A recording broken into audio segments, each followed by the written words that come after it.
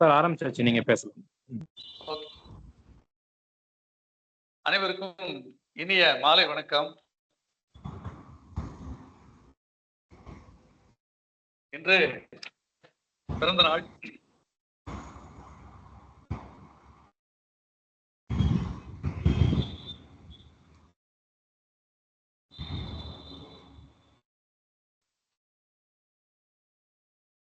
சரியா கேட்டுச்சா பேசுனது? இல்ல சார், கேட்கல. சரண்யா, நான் பேசுனது கேட்டுதா? கேட்கல சார். எனக்கு கேக்குது. ஐயா வ.உ.சி. அவர்களுக்கு 143வது பிறந்த நாள். இந்த பிறந்த நாளை ஒட்டிய ஒரு கலந்துரையாடலை நாம் வாசிப்பை நேசிப்போம் சார்பிலே நாம் இங்கே ஏற்பாடு செய்திருக்கிறோம்.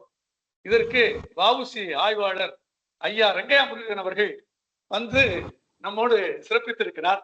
அவருக்கு இன்று வ.உ.சி. நினைவு நாள் என்று அவருக்கு வ.உ.சி.யினுடைய பிறந்த நாள் என்கிற போது அவருக்கு நிறைய நிகழ்ச்சிகள், 7 மணிக்கு கூட ஒரு நிகழ்ச்சி இருக்கிறது. ஆகவே எல்லா நிகழ்ச்சிகளுக்கும் அவர் ஏற்பாடுக்கு வந்தது போலவே நம் நிகழ்ச்சிக்கும் மனமும் வந்து இங்கே வந்திருக்கிறார்.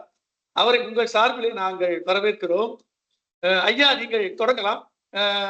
நீங்கள் வந்து இந்த நிகழ்ச்சியில் எப்போது வேண்டுமானாலும் நீங்கள் பேசிவிட்டு உங்கள் வசதிப்படி நீங்கள் விடைபெறலாம். நாங்கள் தொடர்ந்து ஆடிக்கொள்வோம். வாருங்கள் ஐயா, நீங்கள் பேசுங்கள். வணக்கம். வணக்கம். வாசிப்பை நேசிப்போம் நேயர்கள் அனைவருக்கும் என்னுடைய முதற்கண் வணக்கத்தை தெரிவித்துக் கொண்டு, இன்று ஐயாவுடைய 154வது பிறந்த நாள். என்றும் இல்லாத அளவுக்கு சமூக ஊடகங்களில் இன்று மிகவும் மகிழ்ச்சியை அளிக்கக்கூடிய ஒரு விஷயமாக நான் காலையிலிருந்து பார்த்து கொண்டிருக்கிறேன்.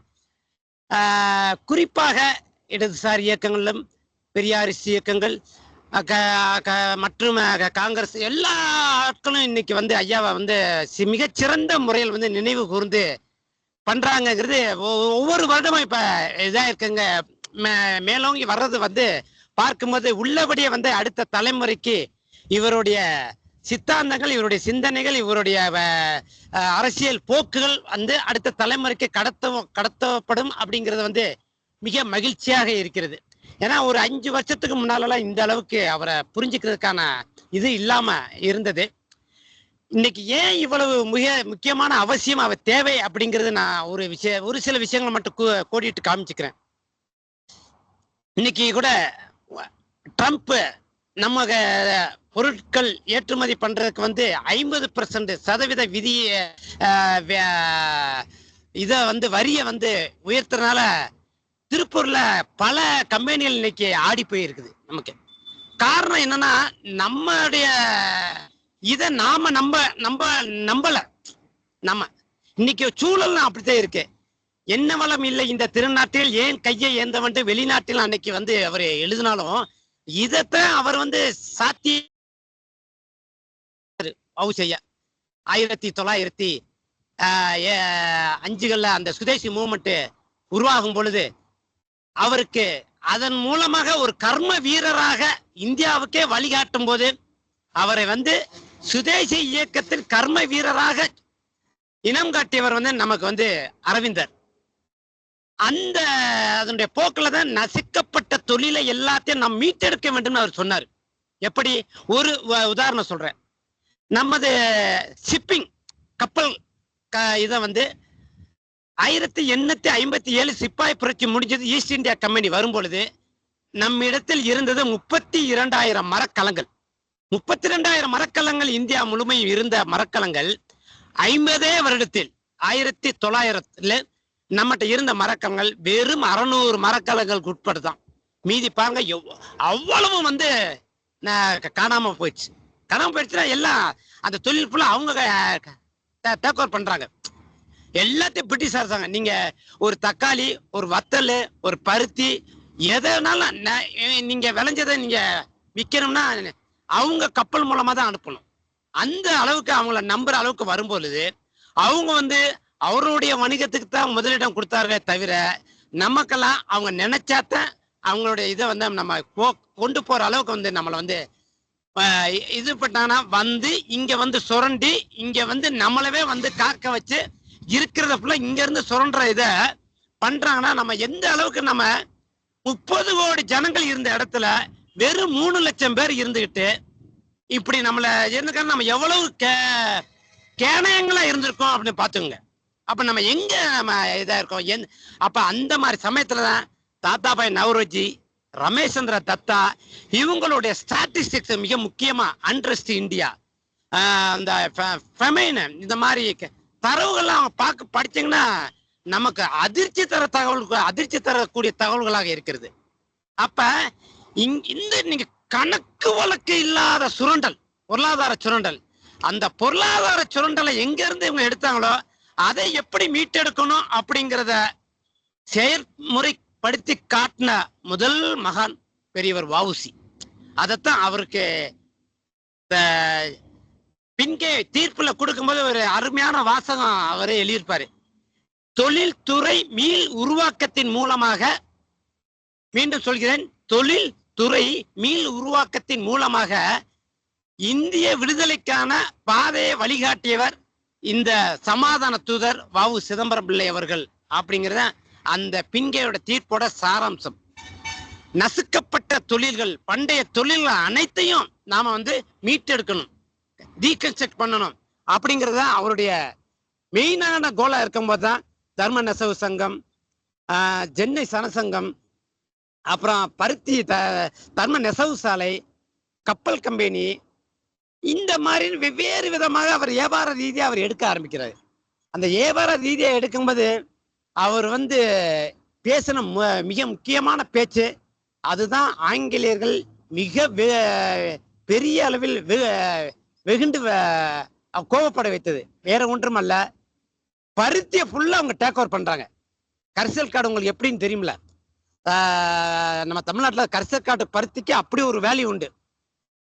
இந்த திண்ணவெளி காட்டுன்னா லண்டன்ல அவ்வளவு ஒரு நேம். அவ்வளவு பருத்தி கொள்முதலும் குறைஞ்ச விலைக்கு வாங்கி டன்னா கப்பல் மூலம் அவங்க ஏத்துறாங்க. அப்பதான் அவர் சொல்றாரு, வஉசி ஐயா என்ன சொல்றாரு, நிலம் நம்மோடது, அதுல விளைய வைக்கிறது நம்மளுடையது, உழைப்பு நம்மளுடையது, அதுல விளையிற பருத்தி நம்மளுடையது. அவன் நோகாம குறைஞ்ச முதலீட்டுல நம்மகிட்ட வாங்குற பருத்தியை அவன் கப்பல்லையே கொண்டு போய் லண்டன் கொண்டு போறான். அந்த பருத்திய வேலை செஞ்சு துணியை ஆக்கி அதே துணியை இங்க கொண்டு 100 மடங்கு விலையில நம்மகிட்ட விற்கிறான்.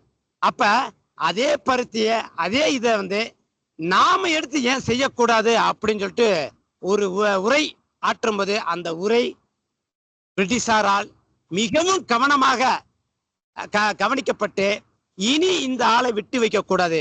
ஒரு பக்கம் கப்பல் கம்பெனி எடுத்து கவுண்டர் கொடுக்கிறாரு, இன்னொரு பக்கம் பருத்தி கம்பெனின்னு வராரு. இப்படியே விட்டு வச்சா என்ன ஆகுங்கும் போதுதான் கோரல் மில் தொழிலாளர்களுக்காக போராடி அவர் வாங்கி அதுலயே அவங்க சரண்டர் ஆக வச்சுட்டாரு. இதையே காரணமாக காட்டி இவரை சிறைக்குள் தள்ளி ஏற்கனவே தொடங்கப்பட்ட கப்பல் கம்பெனியை முடக்கி இனிமேல் எந்த கம்பெனி இந்தியர்கள் நினைத்து கூட பார்க்க கூடாது என்ற அளவில் இவரை முடக்கினார்கள். இன்னொன்னு நீங்க சொல்லி நினைச்சு பார்க்கணும், அவர் கப்பல் கம்பெனி ஆரம்பிச்ச அதே வருஷத்துலதான் டாடா கம்பெனி, டிஸ்கோ கம்பெனி ஆரம்பிக்குது. டாடா ஸ்டீல் கம்பெனி இருக்க அந்த கம்பெனி ஆரம்பிக்கிறாங்க. ஆனா இவரு ஏகாதிபத்தியத்தை எதிர்த்து அவர் நடத்துறாரு. இவங்க சமரசம் போக்குல போய் நடத்துறாங்க. அப்படி சமரசம் செய்து வஉசி ஐயா அன்றைய பிசினஸ் பண்ணியிருந்தா இன்றைக்கு டாட்டாவா ஆகியிருப்பார் அல்லவா? யோசித்து பாருங்கள், அவர் ஏன் அந்த இடத்துக்குள்ள போகல அப்படிங்கிற நீங்க கவனிச்சு பார்க்கணும். இந்த இடம் அவர் எங்கேயுமே சமரசம் இல்லாத ஒரு இடத்துல இருந்து வேலை செஞ்சதுனால தான் அவர் காத்து போக்குல திசையில போகிற ஆள் கிடையாது. அவர் தனக்கான கொள்கையில ஒரு சிறிது அளவு கூட சமரசம் இல்லாம போராளியா இருந்ததுனால தான் மற்றவங்களை ஹேண்டில் பண்ற மாதிரி வஉசி ஐயாவை வெள்ளையர்கள் அவங்க நினைத்த மாதிரி வளைத்து கொடுக்க முடியாத ஆள். நீங்க பின்னால காந்திய யுகம் எல்லாம் வந்திருக்கலாம், அவர்கள் ஒரு எங்கெங்க இது பண்ணி போனா அப்படி போன ஒரு விஷயத்துல இவருடைய போக்குங்கிறது கம்ப்ளீட்டா வேற. அதை புரிஞ்சுக்கணும். அத இன்றைய அளவில் இப்பொழுதுதான் எல்லோரும் விழித்துக் கொள்கிறார்கள். மிக முக்கியமாக வெங்கடாச்சலபதி அவர்களது சுதேசி ஸ்கீம் வந்த பிறகு வட இந்தியாவில் இன்று மிக முக்கியமாக வஉசி மிகவும் கவனிக்கப்பட்டிருக்கிறார். அதற்கு நல்ல உதாரணம் ஜெய்ப்பூர் லிட்டரரி பெஸ்டிவல்ல மிக டாப் லெவல் புஸ்தகம் வந்து சுதேசி ஸ்கீம். அப்படிங்கும்போது நம்ம ஊர்ல ஏன் இவர் இன்னமும் பெரிய அளவுல ஒரு மேசிவா புரிஞ்சுக்க முடியல அப்படிங்கிறது நம்ம ஒரு கேள்வியா கேட்க முடியுது. மார்சலஸ்ன்னு ஒரு கம்பெனி இருக்கு, நிதி மேலாண்மையோட மிக முக்கியமான ஒரு நிறுவனம். அவங்க வந்து இந்திய அளவில் நிதி மேலாண்மை நிர்வகிக்கக்கூடிய மிக முக்கியமான மார்சலஸ் நிறுவனம். அவங்க வந்து அன்பர்கட்டபுள் ஹீரோஸ் அப்படின்னு சொல்லிட்டு நிதி மேலாண்மை நாயர்களை இந்த 20th செஞ்சுரியில மூணு பேரத்தை அவங்க வந்து சொல்றாங்க. ஒன்னு வந்து மேலிக் ஆம்பர், 13ஆம் நூற்றாண்டுல இஸ்லாமிய பேரரசை உருவாக்க அடித்தளம் விட்ட மன்னர் மேலிக் ஆம்பர். இரண்டாவது வந்து 17ஆம் நூற்றாண்டுல ஷாஜஹான் மகனான தாராஷுகோ வந்து யூனிவர்சலான ஹார்மனிக்கு வெவ்வேறு ரிலீஜியஸ் லிட்ரேச்சரை எடுத்து அதன் மூலமாக உலகம் ஃபுல்லா எப்படி சமாதான இயக்கத்தை எடுக்க முடியும் சொல்லி காட்டிய மிக முக்கியமான மேலாண்மையாளர். தாராசுக்கு அந்த காரியத்தை எடுத்ததுனால தான் நம்ம ஊர்ல ஸ்ரீவைகுண்டத்துல பிறந்த குமரகுருபரர் காசிக்கு போக முடிஞ்சது. காசியில போய் அந்த சர்வதேச ரிலீஜியஸ் இதுல வந்து சைவ சித்தாந்தத்தை அவர் பேச முடிஞ்சது. ஏன்னா அவருக்கு காரணம்னா எல்லா லிட்ரேச்சர்ல இருந்தும் நல்ல கருத்துக்களை எடுத்து யூனிவர்சலான ஹார்மோனிக்கு அதை யூஸ் பண்ணதுக்காக அவரை வந்து 2வது ஆளாக எடுத்தாங்க. 3வது வந்தாங்க இன்று பிறந்த நாள் கொண்டாடும் சுதேசி நாயகர் வஉசியை கையில் எடுத்துக்கிட்டாங்க. இந்த 3 பேரையும் இந்த இந்தியா மறக்க கூடாது. இவர்கள் தான் மிகச்சிறந்த நிதி மேலாண்மை நாயகர்கள் என்று அவங்களுடைய பத்திரிக்கை வந்து சொல்லி இருக்குது. அப்ப இன்றைக்கு நீங்க வந்து அவரு தமிழ்லயும் அவ்வளவு வேலை செஞ்சாரு. தமிழ் ஆளுமைகள், தமிழ் வாத்தியார்கள், தமிழ் கல்வி புலங்களை அவருடைய தொல்காப்பியத்தையோ அவருடைய திருக்குறளையோ அவருடைய தமிழ் பணிகளையோ உரிய அளவில் கொண்டு சென்றார்களா என்றால் இல்லவே இல்லை. ரைட்டு. இன்னைக்கு நிதி மேலாண்மை நிறுவனங்களான பிபிஏ எம்பிஏ கோர்ஸ்களெல்லாம் நீங்க வந்து இவரை மிக முக்கியமா பாடத்துல வச்சிருக்கணும். இன்னைக்கு வரைக்கும் அந்த மாதிரியான ஒரு இது நம்ம கிட்ட இல்லை. நம்ம ஓரளவுக்கு நம்ம ஜேசி குமார் அப்பா கூட இன்னைக்கு நம்ம நிதி மேலாண்மை இதுல வந்து படிக்கிறோம். நம்ம ஒரு இதை பத்தி இந்த மாதிரி சமயத்துல தான் வஉசி இன்றைக்கு நமக்கு எவ்வளவு அதிகமாக தேவைப்படுகிறார் என்பதை புரிஞ்சுக்கணும். இதன் மூலமாக நமக்கு வந்து அதை விட அவர்கிட்ட வந்து அவருடைய கொள்கையில் வந்து ஒரு கொள்கையை எடுத்துக்கிட்டு அறம் சார்ந்த அரசியலை எப்படி நடத்தணும்னா அப்படிங்கிறதுக்கு வந்து எனக்கு தெரிந்த இந்தியாவில் அவரை விட்டால் வேற வழி இல்லை. ஆனால் கொள்கை சார்ந்த அறம் சார்ந்த அரசியல் நடத்துவர்கள் கதி என்னாகும் என்பது வஉசியின் வரலாற்றில் இருந்துதான் புரிந்து கொள்ள முடியும். அவருக்கு சமரசமாக போயிருக்க முடியும் தான். ஆனால் சமரசமாக போயிருந்தால் அறம் சார்ந்த அரசியலை அவரை வலியுறுத்திருக்க முடியாது. அதனால தான் 8 கட்டுரை அரவிந்தர் எழுதுறாரு. ஒவ்வொரு கட்டுரையிலும் வஉசியோட அந்த மேம்பட்ட பண்பு அவர் சொல்லும் போது பாத்தீங்கன்னா, கர்ம வீரன், பிரதமர் ஆரிய புருஷன், வெல்டன் சிதம்பரம் ஒரு கட்டுரையில் எழுதுறாரு. வடக்க உள்ள தலைவர்கள் இப்ப தெற்கு நோக்கி பயணம் ஆகுறாங்க அப்படின்றாரு. ஏன்னா லீடர்ஷிப் குவாலிட்டி எப்படி இருக்கணுங்கிறத நம்ம வஉசிட்டு இருந்து கத்துக்கணும்னு சொல்லிட்டு அரவிந்தர் சொல்றாரு.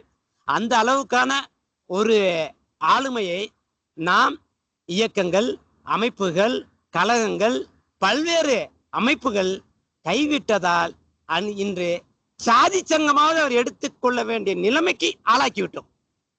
சாதி சங்கமாவது பேசுறதுனால இன்னைக்கு இதுவா இருக்குது.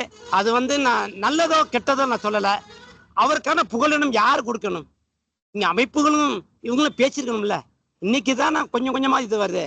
அதற்கு நீங்க அவர் வந்து முழுமையாக உள்வாங்கணும். இதற்கு இன்றைய பிறந்த நாளில் இந்த அமைப்பு வாசிப்பை நேசிப்போம் குறைந்த அளவுக்கு இந்த கலந்துரையாடல்ல முன்னெடுத்ததுக்கு மிக முக்கியமா கோமதி சார் என்னை அழைத்தமைக்கு மிக்க நன்றியை தெரிவித்துக் கொண்டு நீங்கள் உங்களது இதை நீங்க அப்படியே தொடரலாம் என்று நினைக்கிறேன். நன்றி, வணக்கம். நானும் கொஞ்ச நேரம் உங்களுடைய இதை பார்த்துட்டு இருக்கேன். நன்றி, வணக்கம்.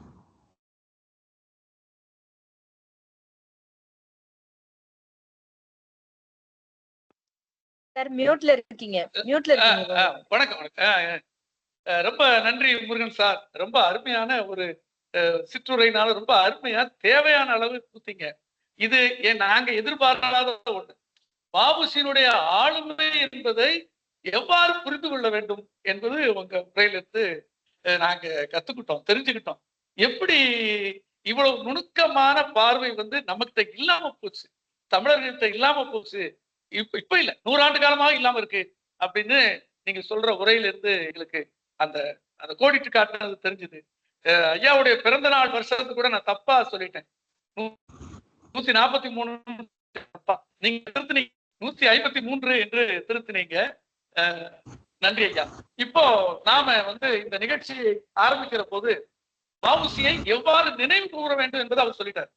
நம்மளுடைய பார்வையிலிருந்து வ.உ.சி.யை எப்படி பார்க்கணும் அப்படின்ட்டு ஒவ்வொருத்தரா பேசலாம். சரண்யா பேசுங்க.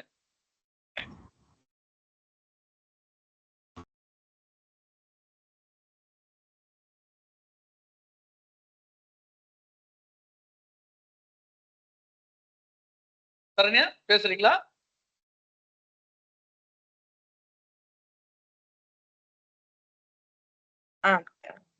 அனைவருக்கும் வணக்கம். வ.உ. சிதம்பரம் பிள்ளைய பத்தி வந்து நம்ம பள்ளிகள்லயும் சரி கல்லூரியிலயும் சரி ஓரளவுக்கு தான் நமக்கு ஒரு நிமிஷம் பாடங்கள்லயும் சொல்லிக் கொடுக்கப்பட்டிருக்கு. ஒண்ணு அவர் கப்பலோட்டிய தமிழன், செக்கெழுத்த செம்மல், விடுதலை போராட்ட வீரர், சுதேசி இயக்கம், சுதேசி நீராவி கப்பலை தொடங்கி நடத்தினார். அதனால ஆங்கிலேயர்களுடைய கோபத்துக்கும் எதிர்ப்புக்கும் ஆளானார். நிறைய கட்டுப்பாடுகளுக்கும் இன்னல்களுக்கும் ஆளாகி சிறையில் ஏறத்தாழ 2 இரட்டை ஆயுள் தண்டனை பெற்று செக்கெழுத்தார். இதோட முடிச்சிருவாங்க.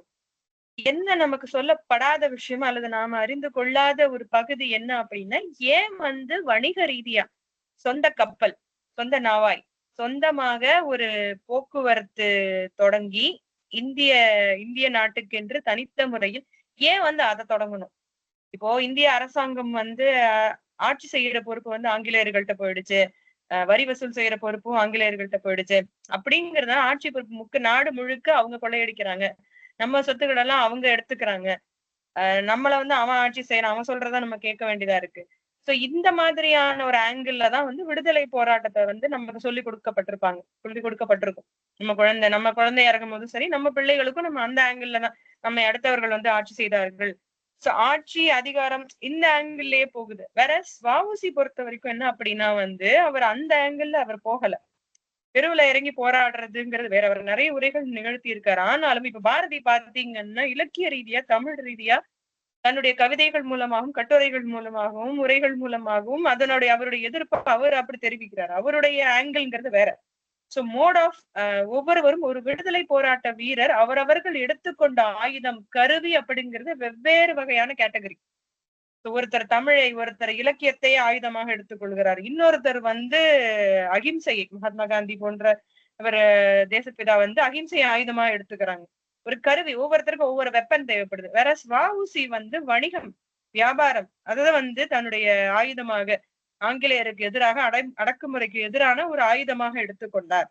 ஏன் வந்து வணிகத்தை அதுவும் கடல் வணிகத்தை ஏன் ஆயுதமா எடுத்துக்கணும்? இதுக்கு முன்னாடியான முற்பட்ட, அதாவது நம்முடைய 1000 ஆண்டு கால 2000 ஆண்டு கால தமிழக வரலாறு பார்க்கும் பொழுது வந்து நிறைய தொல்லியல் அகழாய்வுகள் நடக்குது. நம்மளும் நிறைய பாக்குறோம். இந்தியா முழுக்க நடக்குது. தமிழகத்திலயும் கொடுமணல், கீழடி, ஆதிச்சநல்லூர் நிறைய இடங்கள் நடக்கும் போது வந்து வெவ்வேறு மற்ற ஊர்களுக்கும், மற்ற மாநிலங்களுக்கும், மற்ற நாடுகளுக்கும், எகிப்து, சீனா, கடாரம், ஜப்பான், இந்த மாதிரியான நாடுகளுக்கும் மற்ற மாநிலங்களுக்கும் நம்மவர்களுடைய பொருட்கள் எவ்வாறு ஏற்றுமதி ஆனது, அவர்கள் தயாரித்த பொருட்கள், இப்ப சீனப்பட்டு அந்த அவர் தயாரித்த பொருட்கள் எப்படி இறக்குமதி ஆனது அப்படிங்கறத ஒரு மெயின் பாயிண்டா வைப்பாங்க. அது ஒரு கீ பாயிண்ட். ஏன் வந்து இது ஒரு பெரிய விஷயமா சொல்லணும்? நம்ம எல்லாரும் கேட்கலாம் இல்லையா, வாணிகம் பண்றது ரொம்ப பொதுவான விஷயம் தானே. வியாபாரம், நம்ம கிட்ட எக்ஸஸா இருக்கிறத விற்க போறோம், அவன்கிட்ட எக்ஸஸா இருக்கிறத வாங்க போறோம். அது அப்படி இல்ல. வணிகம், எஸ்பெஷலி கடல் வழி வாணிபம் அப்படிங்கிறது அந்த ஒட்டுமொத்த கடல் பரப்பையும் கைக்குள்ளே வைத்திருப்பதற்குரிய ஒரு அதிகார பிடிமானம் அப்படின்னு நம்ம சொல்லலாம். இது நல்ல உதாரணம் அப்படின்னு நம்ம பார்த்தோம்னா, நம்முடைய தமிழர் வரலாற்று வந்து எடுத்து பார்த்தா நம்ம ராஜேந்திர சோழனை வந்து நம்ம ஒரு உதாரணமா எடுத்துக்கலாம். ஏன் அவரை சொல்றேன் அப்படின்னா, மற்ற நாடுகளையும் ஆசியால பல நாடுகளையும் அவர் ஜெயிச்சாரு அப்படிங்கிறத சொல்றதுக்கு முன்னாடி கடல் வழி வாணிகத்தை அவர் கைக்குள் கொண்டு வைத்திருந்தார். நம்ம நாட்டுல இருந்து அந்தந்த நாடுகளுக்கு வெறுமனே இப்ப ஒரு நாட்டுல போய் ஜெயிச்சுட்டு வந்து அந்த நாட்டுல நம்ம கொடியை நிப்பாட்ட வைக்கிறது, இல்ல அவங்கள நம்ம ஆளுகைக்கு உட்பட்டு நடத்துறது அப்படிங்கிறது ஜஸ்ட் இது வந்து ஒரு அதிகார வரம்பு கிடையாது. கடல் வழி வணிகத்தை கைக்குள் வைத்துக் கொள்வது என்பது கடல் பரப்பை கைக்குள் வைத்துக் கொள்வது. கடல் கொள்ளையர்கள், இந்த கடம்பர்கள் அப்படின்னா நம்ம சங்க இலக்கியத்துல இருந்து நம்ம படிக்கிறோம்.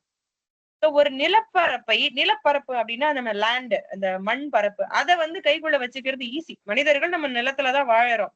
ஆனா நீர் பரப்பை கைக்குள் வைத்துக் கொள்வது என்பது கடல் வழி வணிகத்தின் மூலமாக நம்முடைய கலங்கள், சொந்த கலங்கள், தமிழ்நாட்டு கலங்கள், இந்திய கலங்கள், இப்ப ஐஎன்எஸ் விக்ராந்த் எல்லாம் நம்ம பேசுறோம், இந்தியாவுடைய கடற்படை பத்தி பேசுறோம். கடற்படையை, நேவி எந்த அளவுக்கு நம்ம வலிமையா வச்சிருக்கோம், அதன் மூலமாக நம்முடைய ஆளுகை அங்க இருக்கும். மற்ற நாட்டு கலங்களும் மற்ற நாட்டு பொருட்களும் இப்ப எந்த அளவுக்கு இப்பதான் வந்து வான்வழி ஏரோப்ளேன் கண்டுபிடிப்போம், வான்வழி வர்த்தகமும் இருக்கு. இன்ன வரைக்கும் அதிக அளவிலான டன்ஸ் அண்ட் டன்ஸ் ஆஃப் பொருட்கள் வந்து கடல் வழி வணிகத்தின் மூலமாக தான் வந்துட்டு போகுது ஒரு நாட்டுல இருந்து இன்னொரு நாட்டுக்கு. சோ ஒரு நாட்டினுடைய வணிகம் அப்படிங்கிறது முழுக்க முழுக்க ஒரு 3/4 பாகத்துக்கு மேல எதை சார்ந்து இருக்கிறது அப்படின்னா, உள்ளூர்ல இருந்து நம்ம தயாரிக்கிற பொருட்கள் எந்த அளவுக்கு ஏற்றுமதி ஆகுது, மற்ற பொருட்களை எந்த அளவுக்கு நம்ம இறக்குமதி பண்றோம். சோ இந்த டிராவல் பகுதியை வந்து நம்ம கைக்குள்ள வச்சுக்கிறதுக்கு நமக்கு சொந்தமாக ஒரு போக்குவரத்து கலங்களும் படைக்கலன்களும் தேவை. அதே போல வணிக கலங்களும் தேவை. வ.உ.சி வணிக குடும்பத்தில இருந்து வழக்கறிஞராக இருந்தவர், வணிக குடும்பத்தினுடைய பேக்ரவுண்ட்ல இருந்ததுனால அவருக்கு அந்த கீ பாயிண்ட் தெரிஞ்சிருந்தது. நம்முடைய குழந்தைகளுக்கும் பள்ளிகள்லையும் உரைகள்லையும் மேடைகள்லையும் பேசுறவங்க வந்து சுதந்திர போராட்ட வீரர் அப்படிங்கறது அந்த பாயிண்ட சொல்றது, அதோட சேர்த்து வணிகத்தை அவர் ஒரு கீ பாயிண்டாக, ஒரு முக்கியமான ஒரு துருப்புச்சீட்டாக பயன்படுத்தினார் அப்படிங்கறத ரொம்ப முக்கியமா நம்ம சொல்லணும். அது அப்ப மட்டும் இல்ல, 100 வருஷத்துக்கு முன்னாடி இல்ல, இப்பயுமே அது ரொம்ப முக்கியமான துருப்புச்சீட்டு. அதனாலதான் உலகத்தில் தலை சிறந்த பேரரசுகளாக விளங்கிய எல்லா அரசுகளும் பாத்தீங்கன்னா கடல் வழி வணிகத்தை, கடல் பரப்ப அவங்க கைக்குள்ள வச்சிருப்பாங்க. வ.உ.சி பொறுத்த வரைக்கும் என்னன்னா, அவர் வந்து SSNC ஸ்வதேசி ஸ்டீம் நேவிகேஷன் கம்பெனியை தொடங்குறாரு 1906ல. தொடங்கும் போது வந்து சார் சொன்ன மாதிரி கிட்டத்தட்ட 10 லட்சம் வந்து 40,000 பங்குகளா விற்கிறாங்க. கிட்டத்தட்ட 25 ரூபாயோ அதனுடைய முகமதிப்பு. அதனுடைய பெரும்பகுதியை வந்து பாண்டித்துரை தேவர், மதுரை தமிழ்ச்சங்க தலைவராக அப்போது இருந்த பாண்டித்துரை தேவர் வாங்குறாரு. அவர் அதனுடைய தலைவராக இருக்கிறாரு. இவரும் ஒரு முக்கிய பங்குதாரர், மற்ற நபர்களும் இருக்காங்க. இந்த இதை அவர் தொடங்கும் போது வந்து அவருக்குள்ள அந்த சிந்தனை உதிக்குது. அவரோட உரைகளையும் அது சொல்றாரு. என்னதான் நம்ம வந்து ஆங்கிலேயரை எதிர்த்து போராடினாலும் அந்நிய துணிகளை பயன்படுத்த மாட்டோம், இல்லது வெள்ளை எண்ணெய் வெளியேறு இப்படிங்கிற ஒரு முழக்கத்தை நம்ம என்னதான் சொன்னாலும் நம்ம கைக்குள்ள என்ன இருக்கு, நம்ம கிட்ட வீரம் இருக்கு, விவேகம் இருக்கு, தெருவுல இறங்கி போராடுறதுக்கு ஜனங்க இருக்காங்க, அதெல்லாம் ஆயுதங்கள் இருக்கு. அப்படிங்கறத விட நம்ம பொருளாதாரத்துல பினான்சியலா எந்த அளவுக்கு ஸ்டடியா இருக்கும், நம்ம கிட்ட காசு இருக்கு, நம்ம கிட்ட பொருட்கள் இருக்கு, நம்ம கிட்ட ஒரு கடல் வழி வணிகத்துக்குரிய ஒரு துருப்புச்சீட்டு மாதிரி ஏதாவது இருக்கா அப்படிங்கறத வந்து நிறைய இடங்கள்ல அவர் முன் வச்சதா நிறைய நூல்கள்ல நம்ம படிக்கணும். முதல்ல அவருடைய கப்பல் வந்து முதல்ல வாடகைக்கு எடுக்கிறாங்க கொழும்புல இருந்து. அது சரிப்படாததுனால சொந்தமா நிறைய வணிக சிக்கல்கள் வரும் இல்லையா, என்னதான் நம்ம வாடகைக்கு எடுத்து ஓட்டுறதை விட சொந்தமா கப்பல் வாங்கலாம். SS கேலியோ வாங்குறாரு, இன்னொரு கப்பலும் வாங்குறாரு. சொந்தமா முதல் வணிகம் வந்து தூத்துக்குடியில இருந்து கொழும்புக்கு போகுது. என்ன காரணம் அப்படின்னா, அந்த காலத்துல இருந்து தேயிலை தோட்ட தொழிலாளர்களாகட்டும், நிறைய பொருட்கள் ஆகட்டும், இந்திய தென்பரப்புல இருந்து கொழும்புக்கு போயிட்டு இலங்கைக்கு அதிக அளவுல ஏற்றுமதி இறக்குமதி நடந்துகிட்டு இருந்த காலகட்டம். அப்ப வந்து என்ன பண்றாங்கன்னா, கொழும்புல இலங்கை இல்லையா, சோ இந்திய வணிகர்கள், தமிழக வணிகர்கள் பிளஸ் மற்ற வணிகர்களையும் வந்து அந்த அளவுக்கு வந்து ஒரு சிறப்பா நடத்தல, நமக்குரிய உரிமைகளும் நமக்குரிய விலைகளும் அங்க சரியா கிடைக்கல, வர்த்தகம் நம்முடைய முக்கியத்துவம் குறையுது அப்படிங்கிற ஒரு காலகட்டம் இருந்த காலகட்டம். அப்ப வந்து நம்முடைய இந்திய வியாபாரிகளும் பயங்கர ஒரு எரிச்சலையும் ஒரு கொதிப்பு நிலையிலையும் ஒரு சமனில்லாத நிலைமையிலையும் இருந்த காலகட்டத்தினால இந்திய சுதேசி கப்பல் நம்ம கிட்ட, ஏன்னா இப்ப ஆங்கில எதுவா இருந்தாலும், இப்ப சார் சொன்ன மாதிரி ரங்காயா சார் ரொம்ப அருமையா சொன்னார், ஒரு சின்ன பொருள் விக்கிறதா இருந்தா கூட இப்ப திருநெல்வேலி காட்டன் எல்லாம் சொன்னார், அவரைதான் சார்ந்து இருக்கணும், போய் நம்ம ஆங்கிலேயத்தை தான் கேட்கணும். நம்ம ஒருத்தர் அடக்கி ஒடுக்கணும்னு நினைச்சாங்கன்னா அவன் பொருளுக்கு அவங்களுக்கு யார் சாதகமா இருக்காங்களோ அவங்களுக்கு முக்கியத்துவம் கொடுப்பாங்களா, அல்லது நம்ம பொருளுக்கு, நம்ம விவசாயிகளுக்கும் நம்ம வணிகர்களுக்கும் முக்கியத்துவம் கொடுப்பாங்களா? சோ இது எல்லா இடத்துலயுமே இருக்கு. இது பயணிகளுக்கும் இப்ப சரக்கு கப்பல்களுக்கு மட்டும் இல்லாம பயணிகளுக்கும் இந்த விஷயம். இப்ப வியாபாரிகள் இங்க இருந்து அங்க போறாங்க, கலைஞர்கள் போறாங்க, தொழிலாளர்கள் போறாங்க. அதனாலதான் வஉசி தொடங்கின கப்பல்ல வந்து ஆயிரக்கணக்கான அதிக அளவு சரக்குகளும் நிறைய மனிதர்களும் கிட்டத்தட்ட 14,000 என்னமோ எனக்கு எண்ணிக்கை சரியாது. நிறைய மனிதர்களும் பயணிக்கக்கூடிய மிகப்பெரிய கப்பலாக அது இருந்தது. மனித உழைப்பு நம்ம ஹியூமன் ரிசோர்ஸ்னு சொல்றோம் இல்லையா, அதுவும் இங்க இருந்து அங்க டிராவல் ஆகணும். அதே சமயம் நம்முடைய பொருட்களும் டிராவல் ஆகணும். ஏன் வந்து வஉசிக்கு எனக்கு தெரிஞ்சு இந்திய சுதந்திர வரலாற்றிலே வஉசிக்கு மட்டும்தான் இரட்டை ஆயுள் தண்டனைன்னு நினைக்கிறேன். தவறா இருந்தா திருத்துங்க. கிட்டத்தட்ட 40 ஆண்டுகள். எந்த அளவுக்கு இப்போ இதுவே தெருவுல இறங்கி போராடின ரொம்ப வன்முறையை எதிர்கொண்ட பல பேருக்கு வந்து இந்த அளவுக்கு தண்டனை கொடுக்கல. எங்க அடிச்சு ஆங்கிலேயருக்கு வலிக்கும்னு வஉசிக்கு நல்லா தெரிஞ்சிருது. அவருடைய அந்த தொலைநோக்கு பார்வை, அந்த மாஸ்டர் மைண்ட்னு சொல்ற மாதிரி எது மூலமா உள்ள வந்தாங்க? வணிகர்களாக உள்ள வந்தாங்க இல்லையா ஆங்கிலேயர்கள். சோ அவன் எதை ட்ரம்ப் கார்டா வச்சு வச்சு வச்சு வச்சு நம்ம ஆட்சி கொண்டான். சோ அந்த துருப்புச்சீட்டை வச்சு வச்சு அவன் வெளியேற்றணும். எங்க தொட்டா அவனுக்கு வலிக்கும்னு அவருக்கு நல்லா தெரிஞ்சிருக்கு. ஒற்றை ஒன் சிங்கிள் ஆர்மின்னு வச்சுக்கலாம். ஒன் மேன் ஆர்மின்னு தான் நான் அவரை பாக்குறேன். நமக்கு அதிக அளவுல அவரை பத்தி ஒரு பிம்பம் மட்டுமே சொல்லப்பட்டிருக்க ஒழிய எதனால வந்து அவர் வியாபாரத்தை ஒரு சுதந்திர போராட்ட ஆயுதமாக கையில் எடுத்தார், அதன் மூலமாக ஆங்கிலேயருக்கு என்ன அடி கொடுத்தார், அவங்களால அந்த இதை தாங்கிக்க முடியல. மற்றதெல்லாம் கூட இப்ப நீங்க தெருவுல போராட்டம் பண்ணீங்கன்னா, முழக்கம் பண்ணீங்கன்னா ஆங்கிலேயர் ஆளை வச்சு அடிச்சு இறக்கிடுவோம். வணிக ரீதியா பண்ணீங்கன்னா இது வியாபாரம் இல்லையா, ஓரளவுக்கு மேல அதை இது பண்ண முடியாது. எப்படா இவங்களை நம்ம குறைக்கலாம்? ஏன்னா அவங்கள சார்ந்து இருக்க வேண்டிய அவசியம் இல்ல. நம்ம வணிகர்களும் நம்முடைய மக்களும் உழைக்கும் மக்களும் ஆங்கிலேயர்கிட்ட போய் கை கட்டி நிக்க தேவையில்லாத சூழல். நான் அந்த நாட்டை போய் வேலை பார்த்துக்கிறேன், என் பொருள் அங்க வித்துக்கிறேன், என்னோட கலன்களை எடுத்துட்டு போய்க்கிறேன், அதுக்குரிய கூலி கொடுத்துட்டு வந்துறேன். சோ இந்த மாதிரி தன்னிச்சையாக நம்ம கிட்ட வராம தன்னிச்சையா செயல்படுறாங்களே, நம்முடைய அதிகாரம் கை நழுவுதே அப்படிங்கறது வந்து ஆங்கிலேயர்கள் அந்த காலத்துல அந்த பீரியட்ல ரொம்பவே அவங்கள அது டிஸ்டர்ப் பண்ணுச்சு அப்படின்னு நூல்கள்ல படிக்கிறோம். சோ கொஞ்சம் கொஞ்சமா அதை கண்ட்ரோல் பண்றாங்க. இந்த இந்த நம்முடைய தூத்துக்குடி துறைமுகத்துல வந்து நம்முடைய கொழும்பு துறைமுகத்திலையும் தூத்துக்குடி துறைமுகத்திலையும் வந்து சுதேசி கப்பல்களுக்குரிய அந்த இடத்த அந்த டாக்ல சொல்லுவாங்கல்ல, இடத்த கொடுக்காம இழுத்தடிக்கிறது, ஒவ்வொன்றுக்கும் ஷெட்யூல் அது இழுத்தடிக்கிறது, பயண கட்டணத்தையும் வந்து இது பண்றது. சோ இந்த மாதிரி நிறைய மறைமுக தாக்குதல்கள் கொடுத்து அப்புறம் விலையை குறைக்கிறாங்க. தன்னுடைய பொருட்கள் அவங்களுடைய கப்பல்கள்ல போகக்கூடிய பொருட்களுக்கு விலையை குறைச்சிடுறாங்கன்ற மாதிரி இருக்கு. நம்ம எந்த அளவுக்கு தான் இவரு வஉசியோட அவரு விலையை குறைக்கிறாரு. சோ நம்முடைய மக்களுக்கு போட்டியா பண்ணலாம் அப்படின்னு சொல்லி அவங்க பண்றாங்க. இன்னும் குறைச்சு நிறைய டாக்டிக்ஸ் எல்லாம் பண்ணி எப்படியாவது ஒரு பிசினஸால எப்படி அடிக்கணும்னு அவனுக்கு தெரியும்ல. ஏன்னா பிசினஸ் பண்ணி தான் உள்ள வந்திருக்கான் பிரிட்டிஷ். சோ ஓரளவுக்கு அப்படியே குறைச்சு நம்ம பாரதியாருடைய தந்தையுடைய அந்த கோரல் மில் கதை தான். சோ குறைச்சு கண்ட்ரோல் பண்ணி ஓரளவுக்கு கடைசியில பங்குதாரர்கள் எல்லாம் விலகிடுறாங்க. இவரையும் விலக சொல்றாங்க, இவரு விலக முடியல.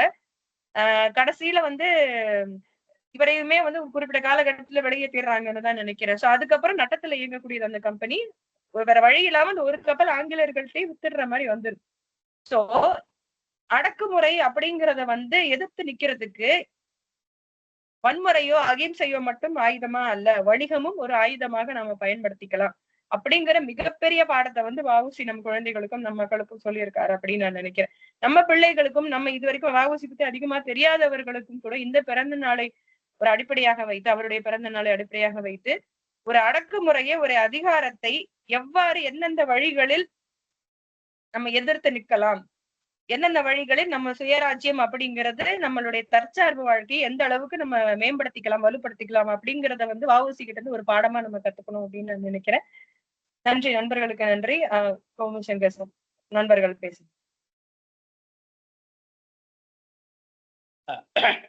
நன்றி சரண்யா. ரங்கையா முருகனை தொட்டு அதன் மேலேயே அமைக்கப்பட்ட இன்னொரு உரை போல உங்க உரை இருந்தது. அவரும் அதைத்தான் மெயினா குறிப்பிட்டார்.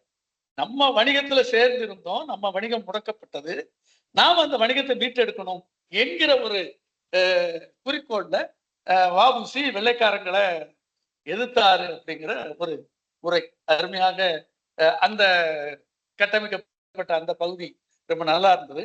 அடுத்து பேச வர்றவங்க வரலாம். நான் இறுதியில பேசுறேன். சுகுணா மேடம் வரீங்களா? சுகுணா மேடம். சரி, இல்ல சார், நான் கேக்குறேன், நான் கவனிக்கிறேன். கேக்குறீங்க? சரி, ஓகே. பானுரேகா மேடம் சொல்லுங்க. தயாரிக்க வேண்டாம், தெரிஞ்சிருந்தா நீங்க சொல்லலாம், ஏதாவது சொல்லலாம். இல்ல பரவாயில்ல, நான் இப்ப கவனிச்சுக்கிறேன் சார், கேட்டுக்கிறேன். நல்லது. பானுரேகா மேடம் வாங்க. பானுரேகா மேடம்.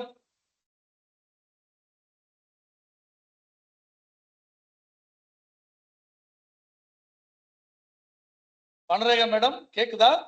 பேசுறீங்களா?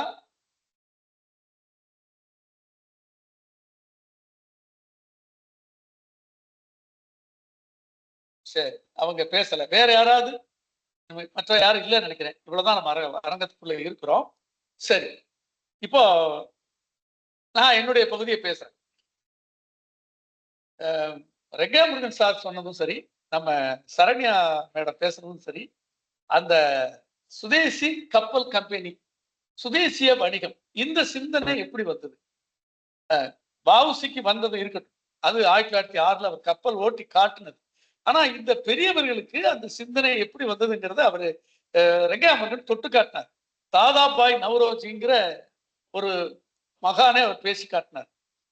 அடுத்தால நான் ஒருத்தர் சொல்றேன். ராமகிருஷ்ண மடத்தில் இருந்த துறவிகள், குறிப்பா விவேகானந்தர்ல இருந்து, அவருடைய தம்பி பூபேந்திரநாதர்ல இருந்து, வங்கத்தில் இருந்த விபின் சந்திரபாலன் போன்றவர்கள், அரவிந்தர், இவங்க எல்லாருக்குமே இது மாதிரியான ஒரு எண்ணம் இருந்தது. அதை இவர் செயல் வடிவமாக்கினாரு. ஆனா இவங்க இந்த வந்தேரிகளான வெள்ளையர்களை நாம் எதிர்ப்பதற்கான ஒரு வழிவகை என்பது நமது பொருள்களை நாம வாங்குறது, அந்நிய பொருட்களை பகிஷ்காரம் செய்யும். இது என்ன இடத்துல உச்சம் பெற்றதுங்கிறது தான் பாரதி தன்னுடைய கட்டுரைகள்ல சொல்றார். 1903 சொல்றாரு. இந்த சுபகிருது வருஷத்தில் இது மாபெரும் ஒரு தேசபக்தி மார்க்கம் இங்கே தோன்றியது. அதுல நல்லவர்கள் எல்லாம் சேர்ந்தாங்கன்னு எழுதுறாரு. அதுல நல்லவர்கள் எல்லாம், சான்றோர்கள் எல்லாம் இணைந்து கொண்டார்கள். அவர்களில் சிறியனாகிய நானும் இணைந்து கொண்டேன் அப்படின்னு அவர் பேசுறார். இத ஆராய்ச்சியாளர்கள் என்ன சொல்றாங்கன்னா, அந்த 1903 இல்ல, அது 1905க்கு அப்படி கொண்டு போறாங்க. 1905 என்ன நடந்தது? வங்கதேசத்தை 2ஆக பிரித்தார். அதாவது பிரித்தாளும் சூழ்ச்சியில அன்றைக்கு இருந்தது இன்னைக்கு கூட நாம செஞ்சுக்கிட்டு இருக்கோங்கிறது வருத்தத்துக்குரிய விஷயம். ஆங்கிலேயர்கள் எப்படி பாக்குறாங்க? முஸ்லிம்களுக்கு ஒரு பிரதேசம், இந்துக்களுக்கு ஒரு பிரதேசமாக அந்த பெரிய வங்க மாநிலத்தை பிரித்தது. அது அன்றைக்கு இருந்த எல்லா இந்தியர்களையும் ஒரு பெரிய உணர்ச்சி கொந்தளிப்புல தடுச்சு. அதுல தீவிரமான விஷயம்தான். அதுக்கு அடுத்து ஒரு 6-7 ஆண்டுகள் மிக தீவிரமாக இந்தியாவில் இருந்தது. 1907 பாத்தீங்கன்னா ரொம்ப உச்சத்துல இருந்தது அந்த எழுச்சி. அதைத்தான் ஒரு இந்தியாவின் புதிய எழுச்சின்னு சொல்லி H.W. டெவின்சன் எழுதினார். அதை 100 ஆண்டுகள் கழித்து இப்பதான் தமிழ்ல வெளிவந்திருக்கு. அதை பற்றிய ஒரு உரை நாளைக்கு நுழைவுலத்துல இருக்குது. அந்த புத்தகத்தை பற்றிய ஒரு உரை ஏற்கனவே நான் காந்தி கல்வி நிலையத்துல இதை பேசியிருந்தேன். நாளைக்கு நுழைவுலத்திலையும் மீண்டும் அந்த உரையை இன்னொரு பாரதி அன்பர் செய்ய போறார். இது என்ன செய்யுதுன்னா, நாளெல்லாம் எமது செல்வம் கொள்ளை கொண்டு போவதோன்னு பாரதி கேட்கலாம். நாளெல்லாம் எமது செல்வம் கொள்ளை கொண்டு போவதோ, அதற்கு ஒரு பதிலடியை கொடுத்த வஉசி அவரை நினைவு கூறுவதற்கு இது சரியான தரம். இப்போ பாத்தீங்கன்னா, கொஞ்ச நாளைக்கு முன்னால நான் பார்க்கிற போது இந்த ஒரு 2 நாளைக்கு அப்புறம் ஒரு உரை நிகழ்த்த போறேன். சமத்துவம் நோக்கிய இயக்கம் என்று ஒரு புத்தகத்தை பற்றி ஒரு உரை நிகழ்த்த போறேன். அதுல படிக்கிற போது ஒரு செய்தி பார்த்தேன். இந்த 1907ங்கிற வருஷத்தை அதுல எப்படி சொல்றான்னா, இங்கிலாந்திலும் பிரான்சிலும் ஒரு பெண்களுக்கு கூட உரிமை கொடுக்காத ஒரு நாடா இருந்திருக்கு. அதாவது 1907 வரையிலுமே உலகம் எங்கிலுமே சமத்துவம் இல்லை. ஆனா இந்தியாவில இந்த சுதேசிய புருஷர்கள் எத்தனை தூரம் தங்களுடைய பெண்களுக்கு ஒரு மரியாதையும் பொது வாழ்வில் இணக்கமும் கொடுத்திருக்கிறாங்கன்னு நான் படிக்க முடிஞ்சது. அந்த வகையில வஉசி அவர்கள் சிறைப்பட்ட பிறகு அந்த துன்பத்தில் இருந்து வஉசியை மீட்பதற்கு யார் வந்தார்? அவருடைய மனைவி ஒற்றையாக போராடினாங்க. அதையும் நம்ம அந்த வரலாற்றுல படிக்கணும். இந்த இதையும் தாண்டி இன்னொரு பெரிய செய்தி இருக்கு. வஉசியை குறிப்பு சொல்வதற்காக, வணிகத்தில் ஒரு மேலாண்மையை, அதாவது ஆங்கிலேயர் காட்டிய மேலாண்மையை கைக்கொள்வது என்பது ஒரு பெரிய புத்தி. ஆனா அதே நேரத்துல யாரும் செய்யாத ஒரு விஷயத்தை அவர் செஞ்சாரு. அது எந்த வெள்ளைக்கார ஆளுமை இங்க கம்பெனி நடத்துறானோ, அதாவது கோரல் மில், அவன் நூற்பாலை எப்படி வந்தது? எத்தனையோ சுதேசி நூற்பாலைகளை வளர விடாமல் செய்து அந்த பருத்திகளை பூரா அவனே கொள்முதல் பண்ணிக்கிறான். வேற சுதேசி நூற்பாலைகளுக்கு பருத்திய போகாது. ஆகவே இத்தனை பெரிய கொடுமைக்கார அந்த நூற்பாலையை குறிவைக்கணும். ஆனா எப்படி இவர் போக முடியும்? ஆனா அந்த நூற்பாலையில் அந்த தொழிலாளர்களுக்கு இழைக்கப்பட்ட கொடுமைகள். அதாவது காலையில சூரியன் வரும்போது வேலைக்கு போகணும், கையில் கை ரேகை மறைகிற அளவுக்கு இருட்டு வரும் பாத்தீங்களா, கை ரேகை மறைகிற இருட்டு. சூரியன் அஸ்தமான பிறகும் கொஞ்சம் வெளிச்சம் இருக்கும், கைரேகையை பார்க்கலாம் போதுக்கு. அதுக்கப்புறம் கைரேகை மறைகிற அளவுக்கு அவன் வேலை செய்யணும். ஒரு 12 மணி நேரம் அந்த ஆணும் பெண்களும் அங்க வேலை செய்யணும். குறைந்த கூலி, கேட்பார் கிடையாது, விடுமுறை கிடையாது. இத்தனை கொடுமைகளை செய்த தொழிலாளிகளுக்காகவும் அவர் அங்க போராடினார். உண்மையில சொல்ல போனா அன்றைய காலகட்டத்தில் 1907-8களில் உலகமெங்கிலும் தொழிலாளர் இயக்கம் இத்தனை தீவிரமாக இல்லவே இல்லை. இந்தியாவில் ஒரு தொழிலாளர்களுக்கான ஒரு இயக்கம், தொழிற்சங்கங்கள் தோன்றியது 1920 தான். அகில இந்திய தொழிற்சங்க காங்கிரஸ் 1920 தான் தோன்றியது. அதற்கு 12 ஆண்டுகளுக்கு முன்னால எந்த தொழிற்சங்க முன் அனுபவம் இல்லாத ஒரு தலைவராக, ஒரு தேசிய தலைவராக அந்த தொழிலாளிகளை திரட்டி ஒரு பெரிய போராட்டத்தை பண்ண. அது தெருவில் இறங்கி போராடுறாங்களான்னு சரண்யா கேட்டாங்க. அது தெருவில் இறங்கிய போராட்டம் தான், தூத்துக்குடியில தெருவில் இறங்கிய போராட்டம் தான். இந்த பெரிய மனிதனை நம்பி அந்த தொழிலாளிங்க பின்னால வந்தாங்க. அது மட்டும் இல்லை, அவர் வாங்கி கொடுத்தாரு. ஒரு எந்த வெள்ளக்காரன் நம்மளை பக்கத்துல இருக்க விட மாட்டானோ, எதிர்த்த மேஜையில ஒரே மேஜையில் உட்கார்ந்து கொண்டு எதிர்த்த நாற்காலிகளில் அவர் வந்து தொழிலாளிகளுக்காக அவங்க பேசினார் இல்லையா. ஆஸ் கலெக்டர் அதை தாங்க முடியல. எனக்கு முன்னால ஒருத்தன் ஒரு சுதேசி வந்து இந்த தொழிலாளர்களுக்காக பேசுறான், நம்ம பணிய வைக்கிறான். பணிய வச்சுட்டாரு. 50% ஊதிய உயர்வு வாங்கி கொடுக்கிறாரு, வார விடுமுறை வாங்கி கொடுக்கிறாரு. இதெல்லாம் 1907 நினைச்சே பார்க்க முடியாது. இன்னைக்கும் 12 மணி நேர வேலைகள்லாம் கொடுமைகள்லாம் இருக்கான்னு கேட்பீங்க. இருக்கு. ஆனா 1907 அதை சாதித்து காட்டி ஒரு 10 நாள் இருக்கும். அது பிப்ரவரி மாசம் 27ஆம் தேதி அது நடந்தது. அந்த தொழிலாளர் வேலை நிறுத்தம் வெற்றி பெற்று தொழிலாளிகள் வேலைக்கு திரும்பினாங்க. அதுல இருந்து சரியாக ஒரு 12 நாள் மார்ச் மாதம் 8ஆம் தேதி இவரை கைது பண்றாங்க. இந்த தொழிலாளிகள் முதல் முறையாக, நேற்று வரை ஊதியத்துக்காக சண்டை போட்டவங்க முதல் முறையாக வெளியே வந்து வஉசியை விடுதலை செய்து போராடுறாங்க. யாருக்கும் கிடைக்காது இந்த விதமான ஒரு நிகழ்ச்சியானது இந்திய வரலாற்றில் யாருக்கும் நடந்ததில்லை. நேற்று வரை ஊதியத்துக்காக போராடிய அந்த சாதாரண தொழிலாளிகள் இன்று தன்னுடைய தலைவனை விடுதலை செய்து போராடி 10 நாளைக்கு முன்னால பெற்ற உரிமைகளை எல்லாம் பறிகொடுத்தாங்க. இப்ப அவங்களுக்கு கேட்க வஉசி இருக்காரா? அவரை ஜெயில தள்ளியாச்சு. எந்த தலைவன் வந்து இப்ப இவருக்கு போராடுவான்? பழைய கூலியில், பழைய கொடுமைகளில் மீண்டும் அந்த தொழிலாளிகள் வேலைக்கு போனாங்க. இது இந்த வரலாறு மிக அழுத்தமாக இந்திய வரலாற்றில் இது போன்ற ஒரு நிகழ்வு பதிவு செய்யப்படவில்லை. ஆகவே வஉசியை நினைவு கூறுவதற்கு பல விஷயங்கள் இருக்கு. அதுல வந்து ரெங்கையா முருகன் ஒரே வரியில சொல்லி போனார், அறம் சார்ந்த அரசியல். அந்த அறம் சார்ந்த அரசியலை முன்னெடுத்ததால், அதில் அவர் சமரசம் செய்து கொள்ளாததால் கடைசி வரையும் அவர் வந்து துன்பப்பட்டார். நாம வாசிப்பை நேசிப்போம் சுற்றுலா போன போது அவர் வீட்டுக்கு முன்னால் இருக்கிற திண்ணையில இருந்து நம்ம பேசணும். நல்லா யோசிச்சு பாருங்க. அங்கிருந்து நாம வந்து பலவிதமான வரலாற்றுகளை முன்னெடுத்து அந்த திண்ணையில இருந்து பேசணும். வஉசி அவர்கள் வாழ்ந்த வீடு தான். ஆனா எத்தனை பேர் அப்படி நின்று வஉசியினுடைய அந்த புகழை அங்கு பேசியிருப்போம். இன்று நினைத்தாலும் எனக்கு அது கொஞ்சம் புல்லரிப்பை தருகிற ஒரு தருணமாக நான் உணர்கிறேன். மிக்க நன்றி இந்த ஒரு நிகழ்ச்சியை நாம செய்ததற்கு. தொடர்ந்து நண்பர்கள் பேசலாம். பேச விரும்பினீங்கன்னா பேசுங்க, நம்ம பேசுவோம். கலந்துரையாடல் போலவும் பேசலாம். இல்லைன்னா நாம வந்து நிறைவும் செய்யலாம். எது வேண்டுமானாலும் பேசுங்க, நாம முடிவுரைக்கு போகலாம். வணக்கம் சார்.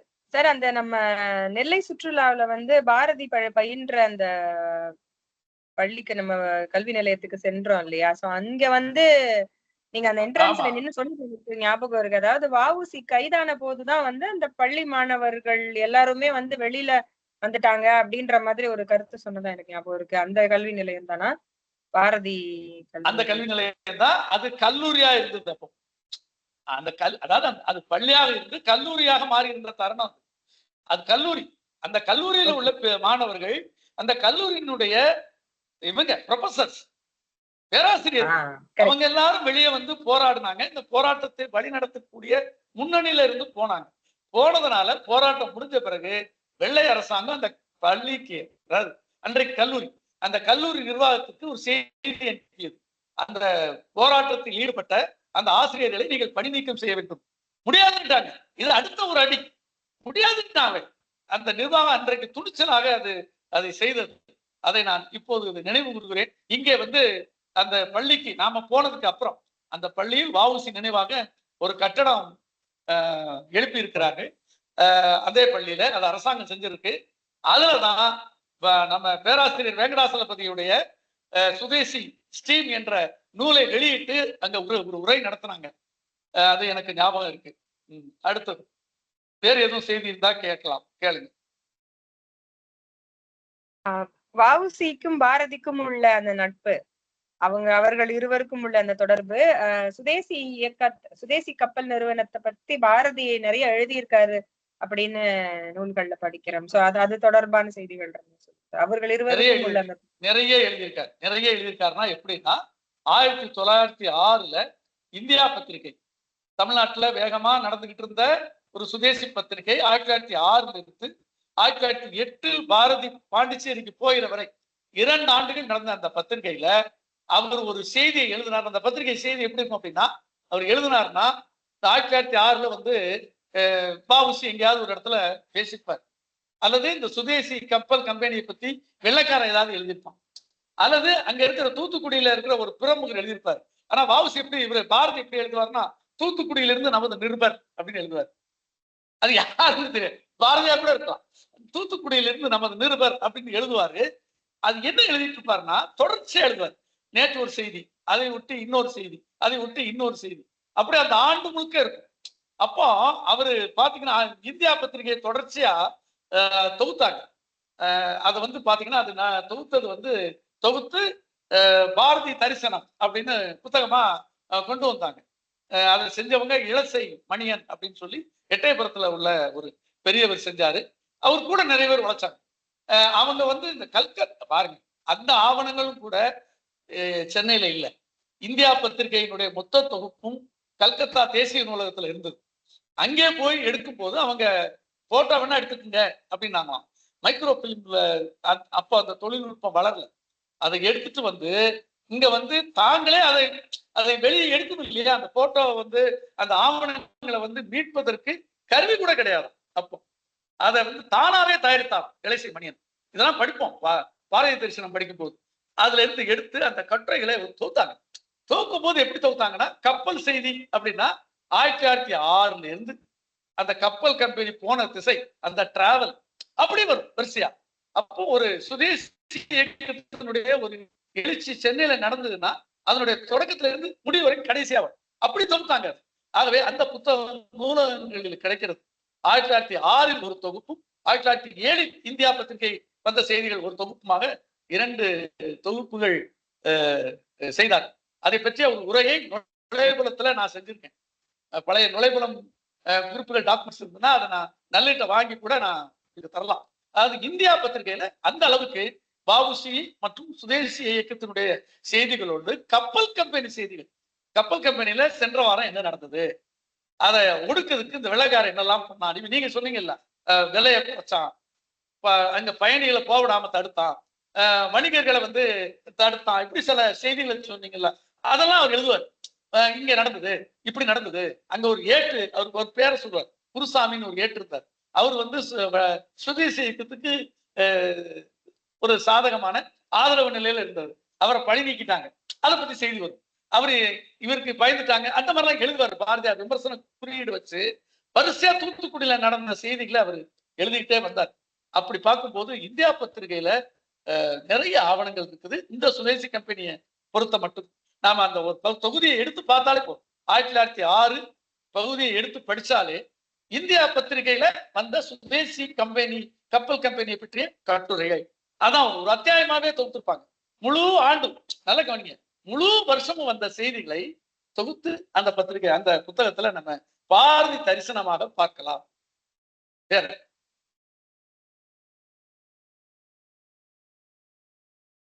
இப்போ நாம தூத்துக்குடியில இருந்து கொழும்பு வரைக்கும் அந்த கப்பலை இயக்கினார் இல்லையா வ.உ.சி.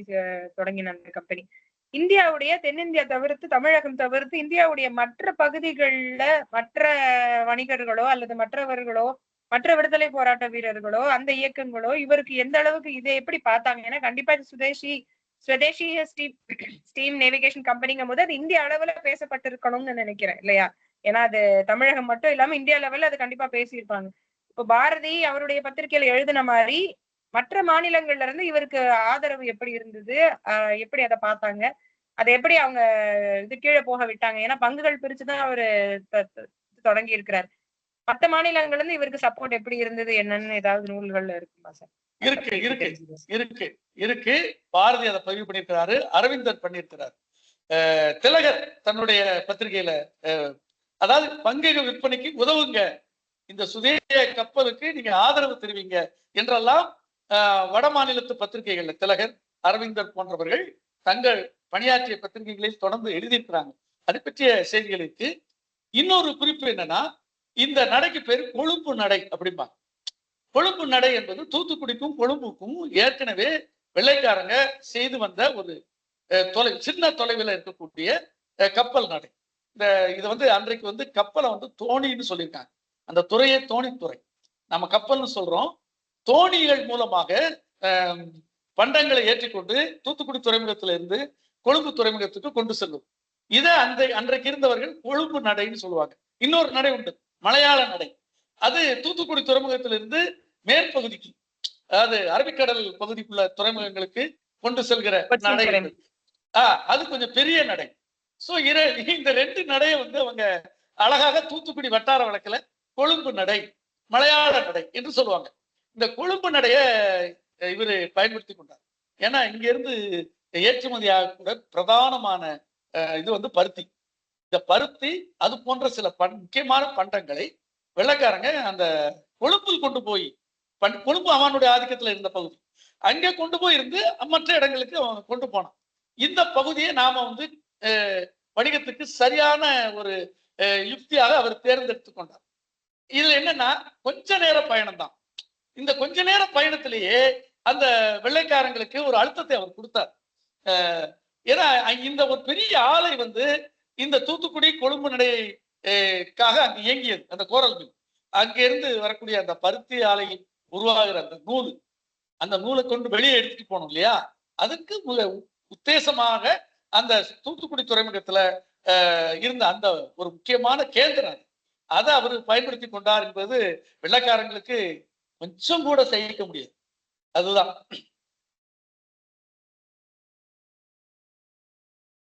இன்னொன்று ரெங்கையா முருகன் சொல்லி முடிச்சார், வஉசியை நாம கொண்டாடல, 150 ஆண்டுகளுக்கு பின்னால இன்றைக்கு நான் சந்தோஷப்பட்டேன். இன்னைக்கு அவரை பத்தி நிறைய பேசுறாங்க, ஆனா அவரை பற்றி அதை நிறைய மறைச்சிட்டாங்க, நிறைய அவரை பத்தி கொண்டாடல. அவர் வாழ்ந்த காலத்திலையும் அதற்கு பிறகும் அவரை ஒரு ஜாதிய மனுஷனாக சுருக்கி விட்டார்கள் அப்படின்னு அவர் சொன்னார் இல்லையா. அதுக்கு நாம கொஞ்சம் தலைகுனியணும், வெக்கப்படணும். அவ்வளவு பெரிய மனிதனை நாம இது போன்ற ஒரு சின்ன சின்ன உரைகளாயினும் பரவாயில்லை, அவரை ஆண்டுதோறும் நினைவு கூர்ந்து இது போன்ற உரைகளை நாம் செய்ய வேண்டும். இது ரொம்ப நன்றியா இருக்கு, எனக்கு ரொம்ப சந்தோஷமா இருக்கு. வேற யாரும் பேசலைன்னா நம்ம கதிரவன் பேசி ஒரு நன்றி கூறி இதை முடிக்கலாம்.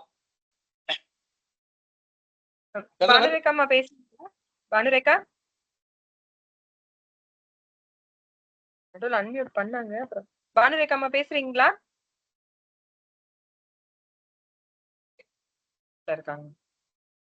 சரி சரி கதிரவன், நீங்க முடிக்கதான் முடிக்கலாம், ஒரு நன்றி கூறி முடிங்க. நாங்க உங்களுக்கு நன்றி சொல்லிட்டோம். கதிரவன்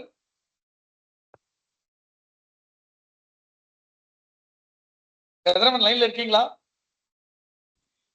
சார் லைன்ல இருக்கு சார், நீங்க முடிச்சிடலாம். நீங்களே நன்றி கூறி முடிச்சிடலாமே கதிரவன். சரிங்க சார், நீங்க நன்றி சொல்லிட்டீங்க இல்லையா? நன்றி சொல்லியாச்சு. சரி, ஓகே, முடிச்சுக்கலாம். சரி, நன்றி சார், ரொம்ப நன்றி.